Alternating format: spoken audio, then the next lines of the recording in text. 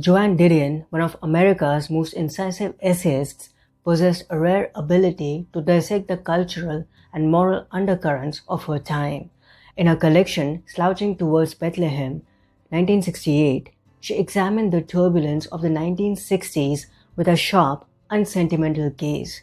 Among its many insights, her reflections on self-respect stand out as both timeless and deeply personal. Didion argued that true self-respect does not come from external validation but from the internal discipline of personal accountability. She wrote, "Character, the willingness to accept responsibility for one's own life, is the source from which self-respect springs." For Didion, self-respect was not about perfection or public approval, but about an unwavering commitment to one's own values.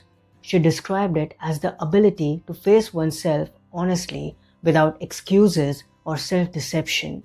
This kind of self-respect demands that we can take responsibility for our actions, accept the consequences of our choices, and refrain from blaming circumstances or others for our misfortunes.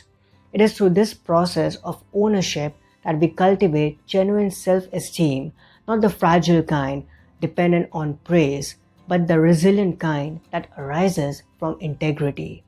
Didion's perspective is a powerful counterpoint to modern narratives that often conflate self-worth with external achievements or social affirmation.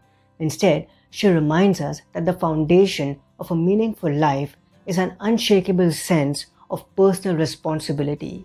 When we hold ourselves accountable, we build an inner strength that neither failure nor criticism can erode.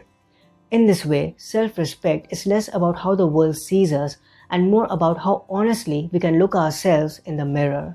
By embracing Didion's wisdom, we come to understand that the path to self-respect is not easy, but it is essential.